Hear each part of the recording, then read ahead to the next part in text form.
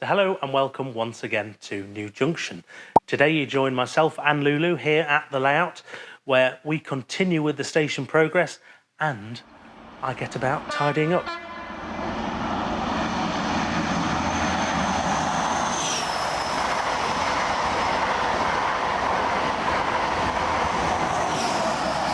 And welcome back to the layout. You join myself and Lulu here once again. And these videos are coming through thick and fast, and hopefully you're enjoying it at home. I know I'm enjoying making them, which is half the battle sometimes. Right, lots to come in tonight's video, or it feels like it anyway, because progress continues on the station. Again, we're down to painting, which is why I'm wearing my painting top, as I dub it. But also, it's also important, along with layout progress, to also continue with some of the background jobs. So I promised myself to sort some storage out so I can tidy up this mess, because now it's all sort of moved over from the garage. Here it's starting to look a bit out of control. Even though I've got all this extra space, you wouldn't think about being able to fit it in a garage. Right, without further ado, I think we start in the painting table. Oh, you're going. Right, so let's get on. I think we start at the painting table.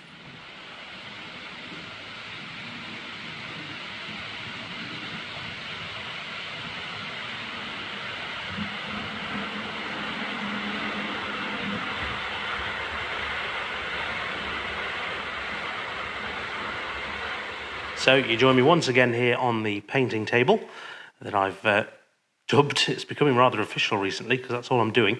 But as you can see, this is the station building, which is stone dry in its grey primer. And now it's time to paint it up.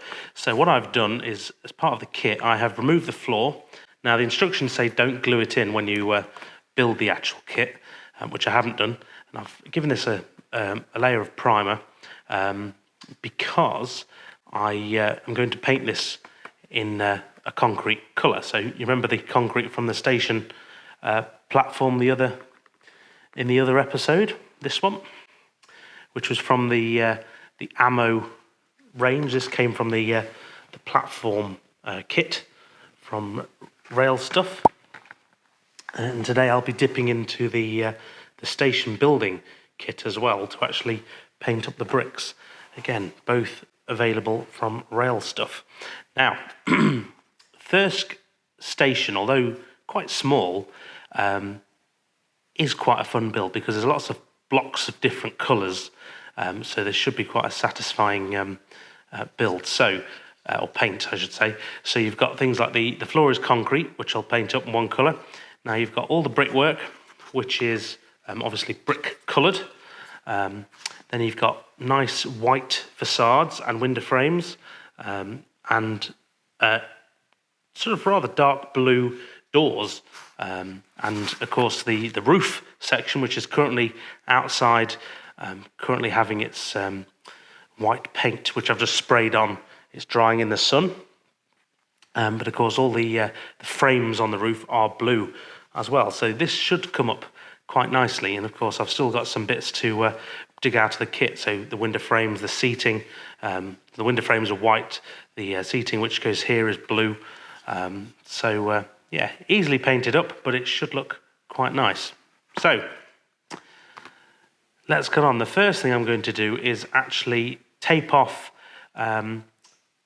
the white elements, so I can paint the brick colours in first, because I'm going to start with a darker colour and then go over with the white next. I'll do the white sections next, because if I mess up with the white, it's easier to go over the white paint with the brick colour. So that's the order I'm doing it. Hopefully that makes sense. So, time to dig back out the trusty Tamiya masking tape.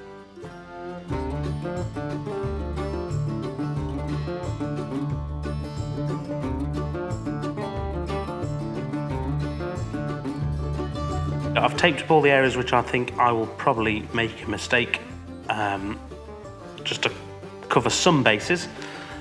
However, I will be careful when painting, and because of some of the edges I'm doing, I'm digging out a new brush This is an ammo synthetic brush, but it's an angled brush, which should help me get into all the nice nooks and crannies.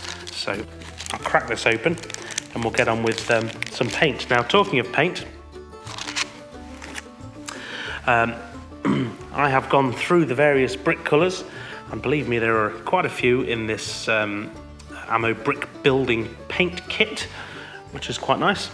I don't know if you can see, but I have done a test patch of the various colours which I think would suit, and I'm actually going with this one in particular, which I matched to photos. I don't feel this building warrants having different coloured bricks because it's quite small, so and the different colours will come in the form of the whites and the blues, as we mentioned earlier. So I'm just going with the red-brown. So I'll shake this up and begin painting.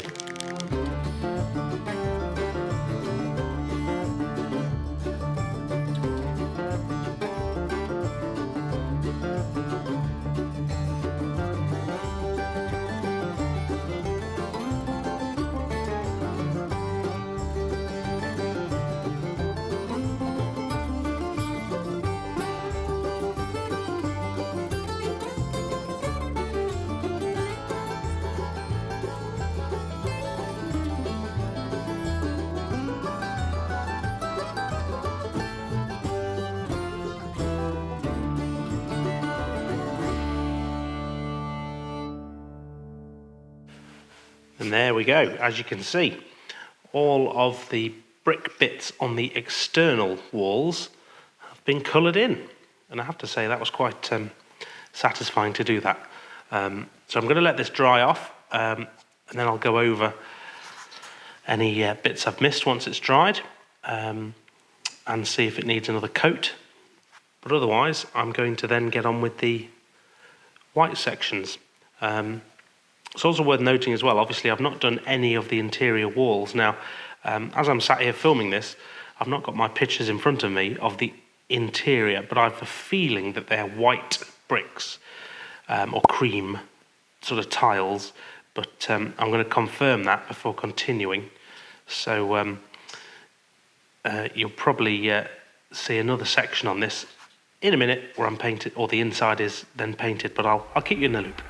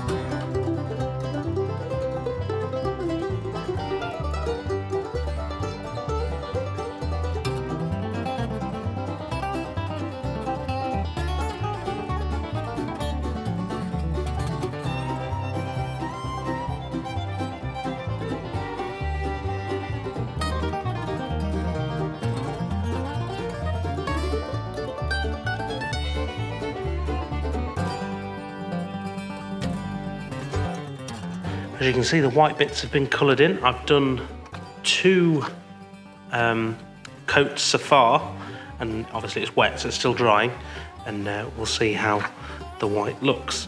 But again, with a bit of touching up, I think that'll look all right. All being well. Now I've just got to go and find a blue that works. Let's get on.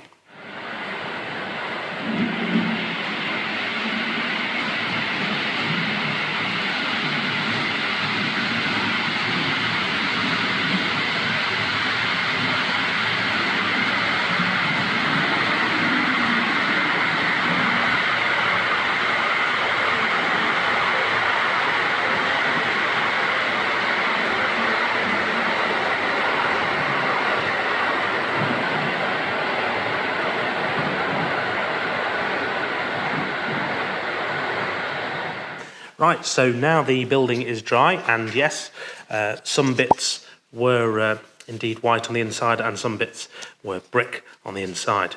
So I've gone over those and painted them, well, properly. So that's now getting there and starting to look very similar to Thirsk. So we move on to the roof, and well, slightly different story here. This is going to become slightly complicated very quickly because the roof in general is white in the real Thirsk, and all the beams and supports you see are blue. Annoyingly, it's the wrong way around. So I'm just debating what to do. So this section will be hidden, so you won't be able to see it at all. So I thought I'd leave it in its white primer. The outer edges, I've actually gone over it with white paint again, because as you can see, the plywood has just absorbed the paint quite well. So I've gone over it again on the edges, and I'm now going to tape it up to paint all these ribs the lovely blue, which is reminiscent of the real Thirsk.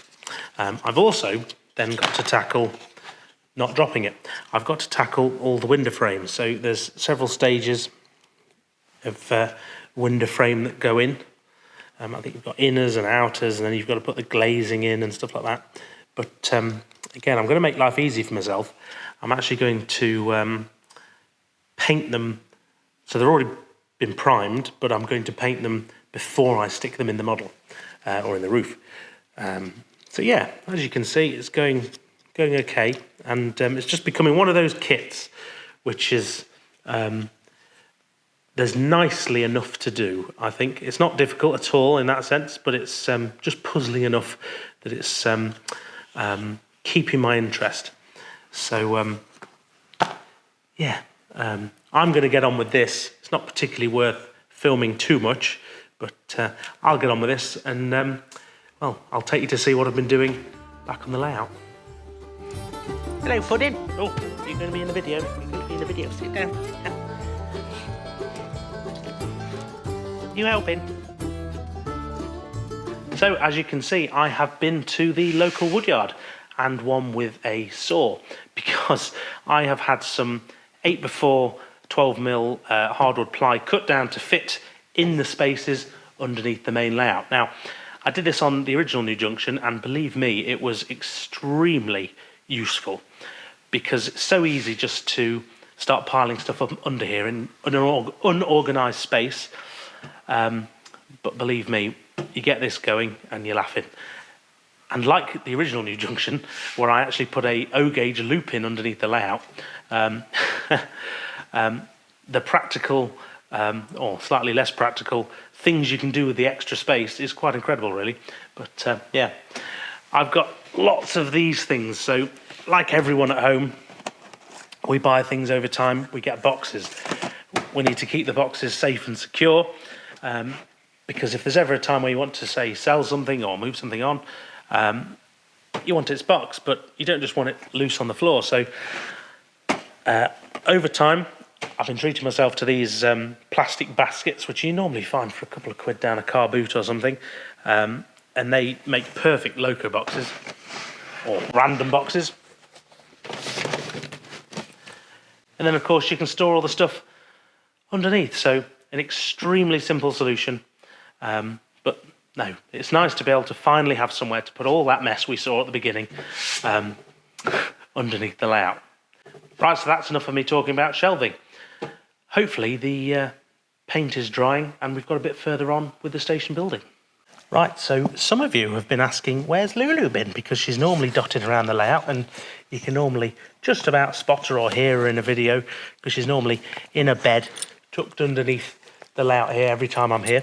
But actually, for the last month or so... Oh, you want stroking? I'll stroke you in a minute. In a minute. Oh dear, now that we've started. Oh, now we're climbing on me. Come to bed. Come sit in here. Come sit in here. Come here. Good girl. Sit. Down. Good girl. Good girl. So for the last couple of months, Lulu actually hasn't been very well. She rather randomly had a really bad infection, which as we were told, was potentially life-limiting, which is never a verdict you want to hear when you get a nice vet who wants your blank checkbook to be able to fix the problem. So Lulu actually had to go in for an emergency spaying. So we took her in for a general appointment to the local vets. And she had to stay in. And it was very, very poorly. And, well, I was worried to say the least. But I'm glad to say now, a couple of months later, we're back. We are a bit older and a bit more fragile now, aren't we? But no, Lulu is back here on the layout and joining me every time, which is very nice. I know I only mention this really because I know so many of you are dog owners yourself and do like to see Lulu every now and then. And there was a couple of comments mentioned at the time dotted around that she wasn't particularly well for a bit. So no, that's the layout dog update. She's back to being spoilt rotten.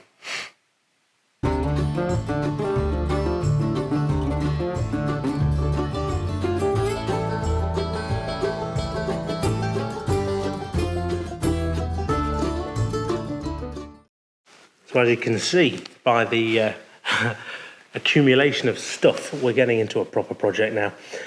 I'm sure we've all been there.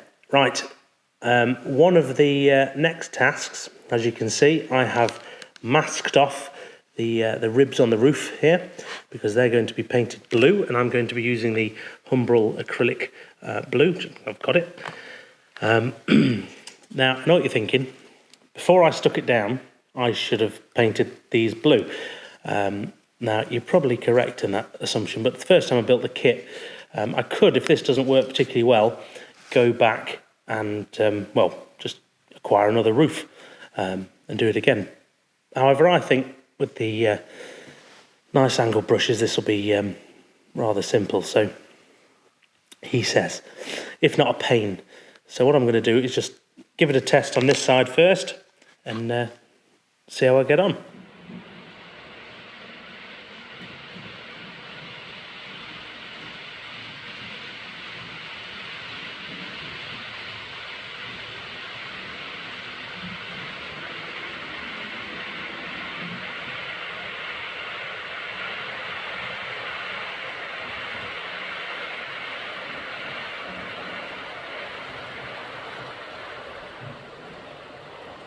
As you can see, with the first station, I've put on the blue doors, painted the beams blue, and I've put on the seating at the front here, and also put in the window frames and the frames in the roof.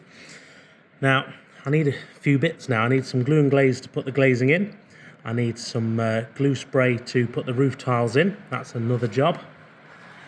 And then I think we'll be getting somewhere with my version of the first station.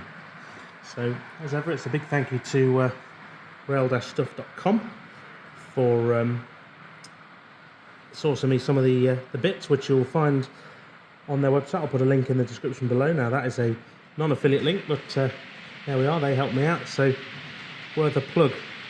Right. With that in mind and all the trains running, I'm going to leave you now. But I will say, as I'm filming this, next week is Model World Live at the NEC, Hall 2. It's on the Saturday and the Sunday. And don't forget, I will be on the Accurascale stand, so do come and say hello and pick up this. This is the brand new Summer 2025 catalogue, full of all the latest goodies and information. And I'll be handing these out for free on the Accurascale stand. And I'm quite proud of this because this is one of the things I do or help work on within Accurascales. Right, so I'm going to say thank you very much for watching as ever. Now, clever me, I forgot my microphones at home, so hopefully this outro comes out all right. A big thank you as ever to the channel patrons and you at home for watching. So all that's left to do is say thank you very much for watching, take care, and I'll hopefully see you at Model World Live next week or whenever this video goes live. Take care, guys.